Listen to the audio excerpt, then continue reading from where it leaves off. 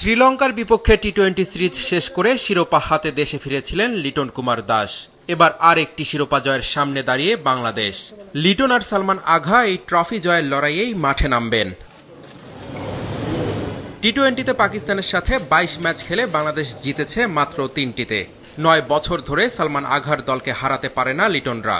তবে টাইগার অধিনায়ক জানিয়েছেন যে কোনো দলকে হারানোর সামর্থ্য রাখে বাংলাদেশ। নিজেদের কন্ডিশনে খেলা সেই সুযোগ কাজে লাগাতে চান তিনি।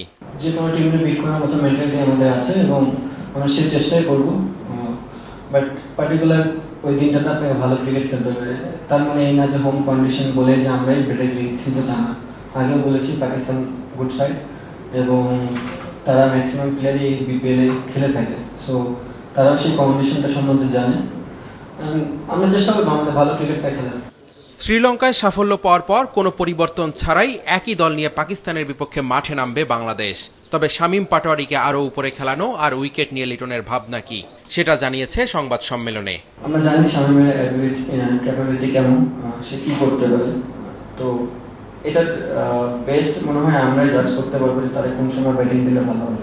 দেখেন এই মুহূর্তে জিনিসটা খুবই চ্যালেঞ্জিং যারা উইকেট বানাচ্ছে তাদের জন্য। ওয়েদারের হাতে তো আমাদের কারো কন্ট্রোল নেই।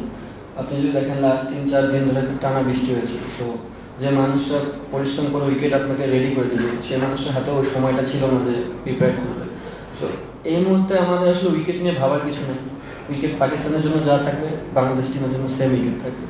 সো আমরা কতটা উইকেটটাকে রিড করে বেটার ক্রিকেট খেলতে পারি, এটা হচ্ছে বড় জিনিস। পাকিস্তান এবার বাংলাদেশে এসেছে বেশ কিছু অভিজ্ঞ ক্রিকেটারকে বিশ্রামে রেখে। তবে এই সুযোগে নতুনদের ঝালাই করে নিতে চান সালমান আঘা। বিশেষ করে 2 নতুন পেসার আহমেদ দানিয়াল আর সালমান মির্জা প্রথমবারের মতো বাংলাদেশ সফরে এসেছে। তাদের পারফরমেন্সের দিকেই নজর থাকবে পাকিস্তানের।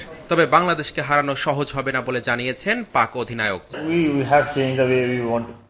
বাংলাদেশ যে কোনো মাঠে যে কোনো দেশে খুবই ভালো একটি দল, আর নিজেদের মাঠে তারা তো আরো বেশি শক্তিশালী। আমরা জানি এখানে আমাদের সামনে কি ধরনের চ্যালেঞ্জ আসবে, আমরা সেগুলো নিতে প্রস্তুত। আমাদের কয়েকজন অভিজ্ঞ খেলোয়াড় নেই, তবে তরুণদের নিয়েই আমি আশাবাদী। বাংলাদেশের স্পিন অ্যাটাক আর ঘরের মাঠের সুবিধা এই সিরিজে বড় ফ্যাক্টর হয়ে দাঁড়াতে পারে। তবে পাকিস্তানের পেস আক্রমণও ভয়ঙ্কর। 3টি ম্যাচেই হাড্ডাহাড্ডি লড়াই হবে বলে জানিয়েছেন 2 দলের অধিনায়কই। অনিক জাবের, মাছরাঙা সংবাদ, ঢাকা।